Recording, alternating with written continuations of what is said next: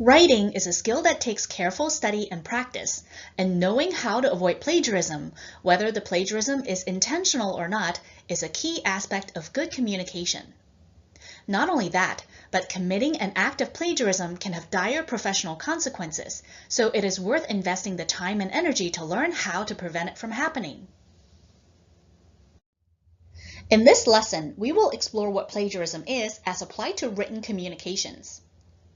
We will discuss when to cite and when to quote, and how to cite and quote in the APA style. We will also say a few words about writing style as it applies to when it would be appropriate to quote and when it would be appropriate to paraphrase. Spoiler alert, you should paraphrase in most cases. We will discuss how to properly paraphrase from a source and talk about instances where students might think they're paraphrasing, but they're actually plagiarizing, even if they didn't mean to. Finally, over-paraphrasing and over-citing can and do happen, and you will learn about how far to go with each. First, you probably already have some idea of what plagiarism is. Let's see what you think. Is this plagiarism? Copying a sentence from another source and pasting it word for word into your own paper without giving credit to the original source. Copying a sentence from another source and pasting it word for word into your own paper and giving credit to the original source, but without quotation marks. Taking an idea from another source and writing it in your own words without giving credit to the original source. And copying a sentence from another source and pasting it word for word into your own paper, then changing a few words and giving credit to the original source.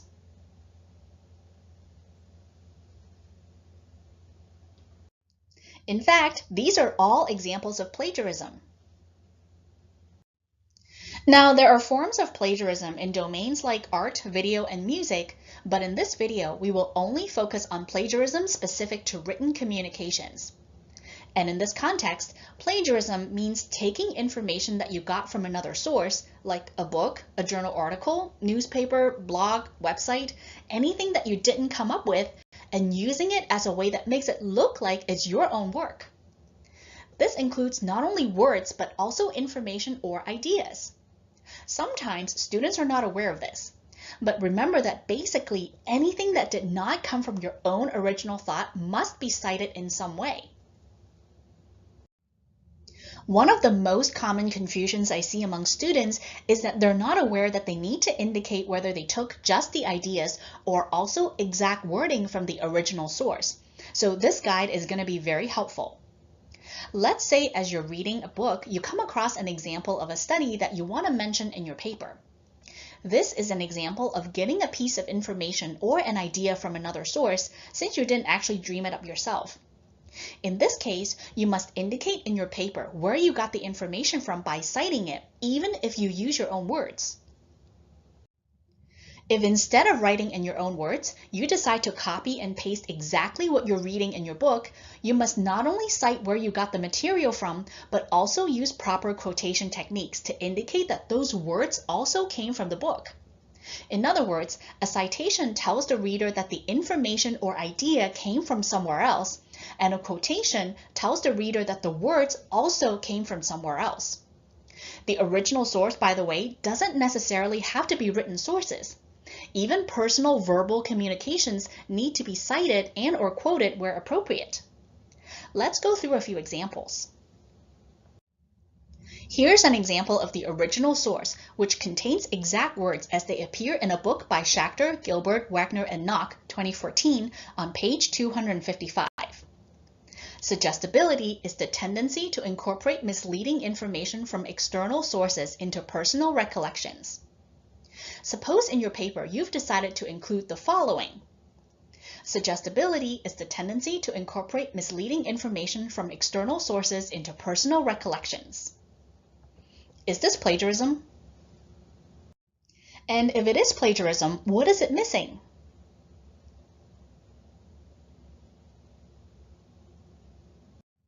The answer is a resounding yes. This is severely plagiarized as it is missing both quotation marks and a citation. By writing this sentence in your paper without quotation or citation, you are telling the reader that these words and these thoughts are your own, neither of which is true. So how about this? You write, suggestibility is the tendency to incorporate misleading information from external sources into personal recollections. Schachter, Gilbert, Wegner, and Nock, 2014. Is this plagiarism?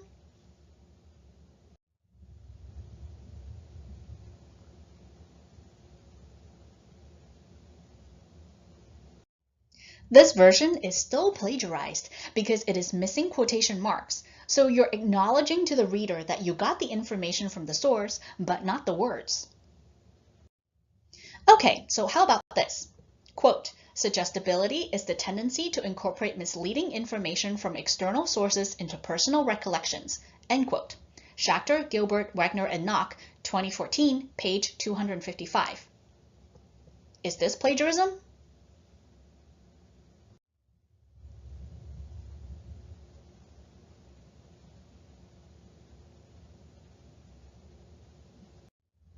This is not plagiarism because it is properly cited and quoted. Citations, by the way, don't necessarily have to be inside parentheses and placed after the end of a sentence. Here's another version that would work just as well. According to Schachter, Gilbert, Wegner, and Nock, 2014, quote, suggestibility is the tendency to incorporate misleading information from external sources into personal recollections, end quote, page 255. Also, note that here I'm giving you an example of a fairly short quote. If the original material you're quoting is fewer than 40 words, then you would put quotation marks around the words like we did here. If it is longer than 40 words, then a block quote without the quotation marks is needed. Consult the APA publication manual for details. Speaking of the APA publication manual, it dictates that anytime you quote from a source, you must include the page number in the citation. Also, all citations that appear in the text of your paper must be included in the reference section at the end of your paper, which looks like this. Do not include in the reference section anything that was not cited within the text of the paper. So in other words, your in-text citations and your reference list should match up.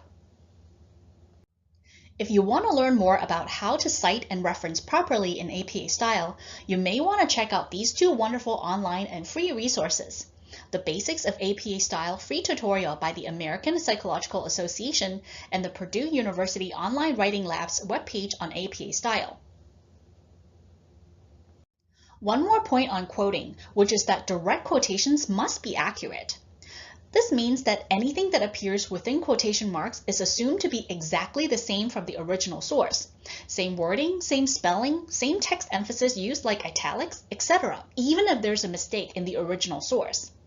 If you change any part of the quote, like changing words or cutting out words to shorten the passage, you must indicate that somehow. Again, you should consult the APA publication manual for guidance.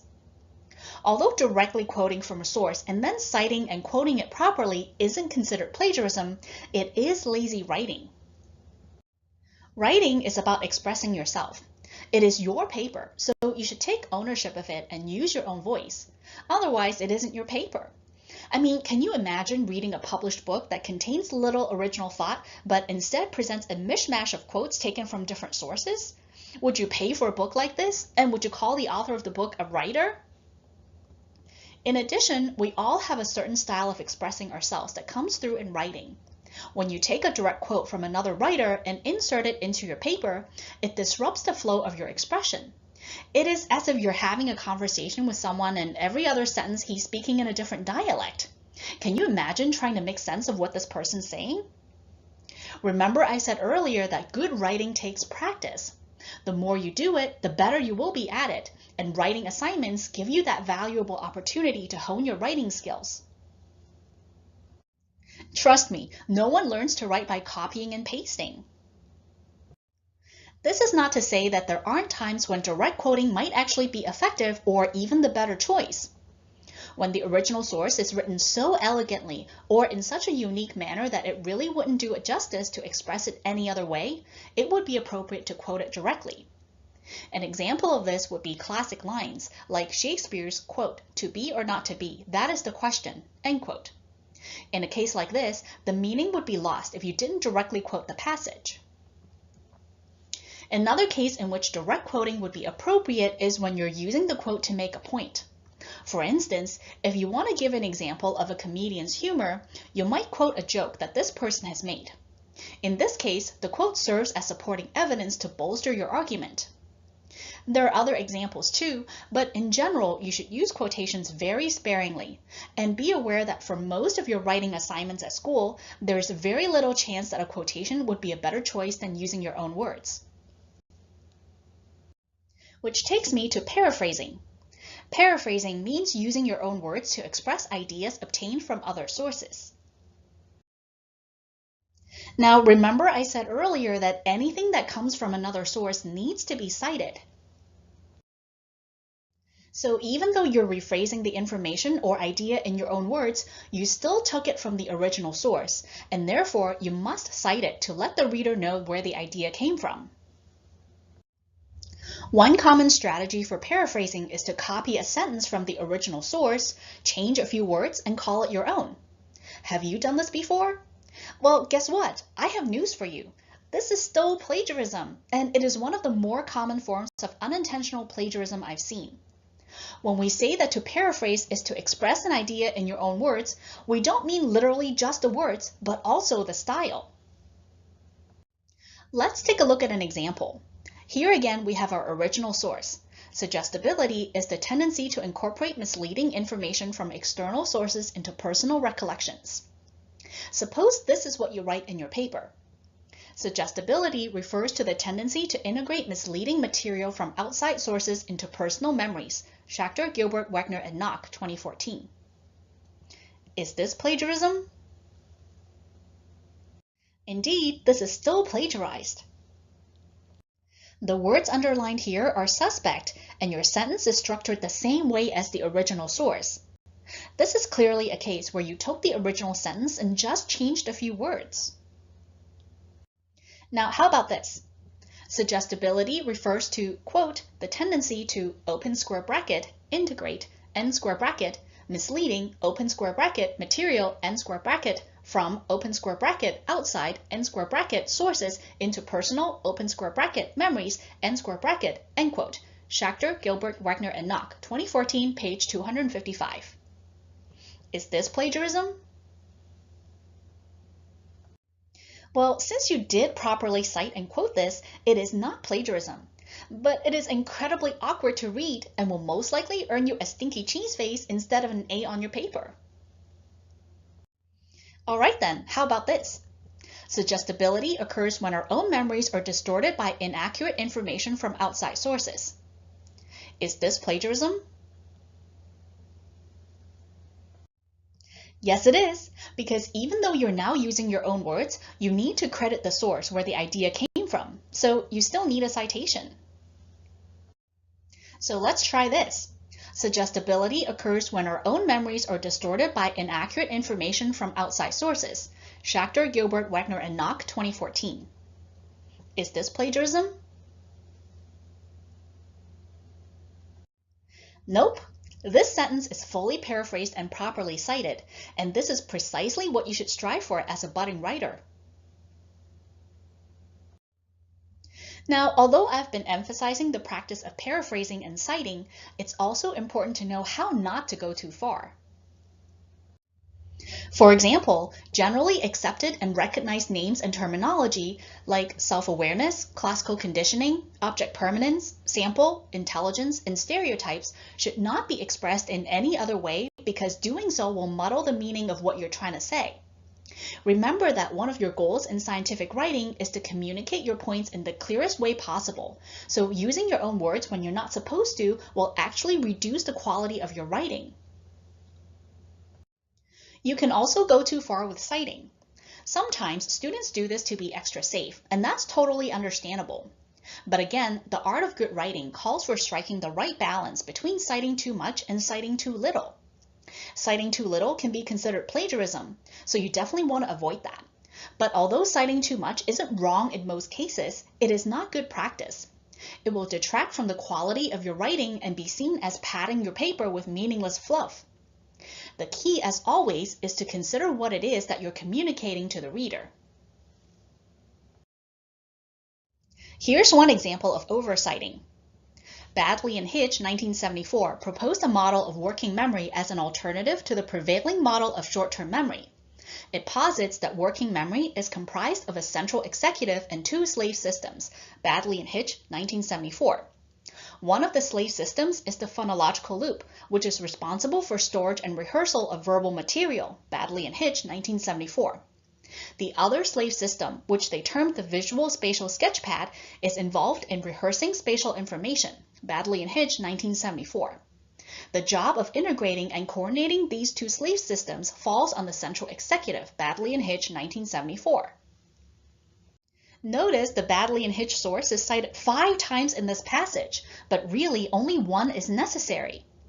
This is because it is understood that in all the other cases, you're still referring to the same source, so the 4 additional citations do not serve to tell the reader anything he or she doesn't already know.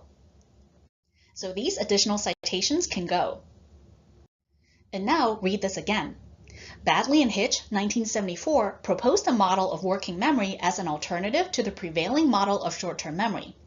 It posits that working memory is comprised of a central executive and 2 slave systems. One of the slave systems is the phonological loop, which is responsible for storage and rehearsal of verbal material. The other slave system, which they termed the visual spatial sketchpad, is involved in rehearsing spatial information. The job of integrating and coordinating these 2 slave systems fall on the central executive. Much better. So citing after every single sentence in a paragraph that refers to the same source is considered oversighting. Here's a different example of oversighting. Cognitive dissonance theory applies when we experience incompatible attitudes, thoughts, or behaviors, resulting in a feeling of tension and discomfort that we're motivated to reduce by justifying our attitudes, thoughts, or behaviors. Aronson and Mills, 1959, Brehm, 1956, Festinger, 1957, 1959, 1964, Festinger and Carl Smith, 1959, Tavers and Aronson, 2007. Boy, is this overkill or what? Do you really need to cite 7 sources for one piece of information? The answer is you don't, especially if all of those sources say the same thing. In general, if you're citing multiple sources, each of those sources should add something substantive to your point so that if the reader were to go and read those sources you cited, he or she will gain something valuable with each source that will enhance his or her understanding. Otherwise, there is no need for extraneous citations. A general rule of thumb is no more than 2 or 3 citations, give or take, of course, depending on the situation. In this particular example, we're simply defining cognitive dissonance theory, so we're just going to retain the original source by Festinger in 1957 that proposed the theory and delete the rest. And so here's the edited version. Cognitive dissonance theory applies when we experience incompatible attitudes, thoughts, or behaviors, resulting in a feeling of tension and discomfort that we're motivated to reduce by justifying our attitudes, thoughts, or behaviors. Festinger, 1957. Much less cluttered with useless material and much better.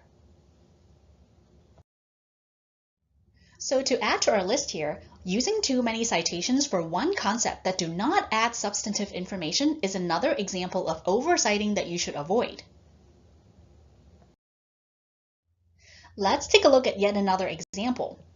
Happiness and sadness are common emotions. Ekman and Friesen, 1971. This may not seem like an unnecessary citation at first glance, but when you think about it, do you really need support for saying something that's basically a generally undisputed fact or knowledge? You don't. So you probably don't need to cite the statement that happiness and sadness are common emotions, just like you wouldn't cite a statement like the sun rises in the east or Canada shares a border with the United States. So removing the citation is appropriate. However, if you wish to add to it something that is not common knowledge or that is an argument proposed by somebody else, then you should cite that additional material. For example, happiness and sadness are common emotions. Along with fear, anger, disgust, and surprise, these 6 emotions comprise a group of what has been dubbed basic emotions that some believe to be universal across different cultures. Ekman and Friesen, 1971. This latter part about basic emotions is an idea proposed by Ekman and Friesen and not considered general fact, so you would need to cite it. So again, adding to my list here, there is no need to cite common knowledge and generally acknowledged facts. How about one last example? My friend Kay experiences symptoms of depression in the winter months, Western and Lamb, 2007. The way that this is written suggests that you got this example about your friend Kay from Western and Lamb, which of course you didn't. It is your own personal observation, and that comes from you, so you don't need to cite it. Citing it, in fact, would be wrong because you're communicating the incorrect source to the reader. So we can remove the citation here to make it more appropriately written. Again, if you're going to add anything else that didn't come from your own original thoughts or experience, then you should cite the additional material. For example, my friend Kay experiences symptoms of depression in the winter months. She suffers from seasonal affective disorder, which tends to begin in the fall or winter and recedes in the warmer months, following closely the pattern of changes in available daylight across the seasons. Western and Lamb, 2007. So to complete our list, there is no need to cite your own personal opinion, example, observation, or data you've collected for a research project. All of these are examples of material that comes from you. Trying to figure out whether or not you're over-paraphrasing or over-citing isn't always easy because it does have a subjective element to it. When in doubt, get help from someone who's well-versed in writing, like a tutor from your university's writing center. Some final thoughts. First, you must cite the source that you actually got the information from. Suppose you read in the textbook by Casson, Fine, and Marcus, 2011, on page 345, the following passage. Robert Zions, 1968, found that the more often people saw a novel stimulus, whether it was a foreign word, a geometric form, or a human face, the more they came to like it. And let's say you decide to put the following in your paper. Research has found that repeated exposure to a new stimulus increases our liking for it, Zions, 1968. Now, in this case, you did paraphrase the sentence and provide a citation. However, as written, you are suggesting to the reader that you read this information from Zions, 1968, when in fact you read it in Casson, Fine, and Marcus, 2011. So the citation is inappropriate. Instead, this is what you should do. Research has found that repeated exposure to a new stimulus increases our liking for it, Zions, 1968, as cited in Casson, Fine, and Marcus, 2011. In the reference section, you should include only the Casson, Fine, and Marcus source, because that is the actual source material you used. Do not include the Zions, 1968 reference. In general, you should go and read the original source, unless the original source is out of print, not available in your language, or otherwise not possible to obtain, because you don't want to fully rely on the accuracy of the secondary source.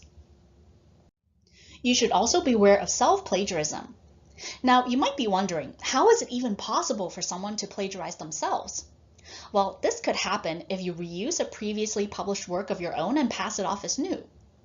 In the context of university writing assignments, it is considered dishonest to submit the same assignment or even parts of a previous assignment to different courses or as separate assignments. Students sometimes think that since they wrote the paper themselves, they can use it again without attribution, but this practice actually violates academic policies, so please keep it in mind. There are exceptions where it would be acceptable to reuse your own work, but these instances are rare in the context of university writing assignments. For more information, consult the APA Publication Manual. Here are a few links to some excellent online resources on plagiarism and how to avoid it if you want to learn more or to look at additional examples.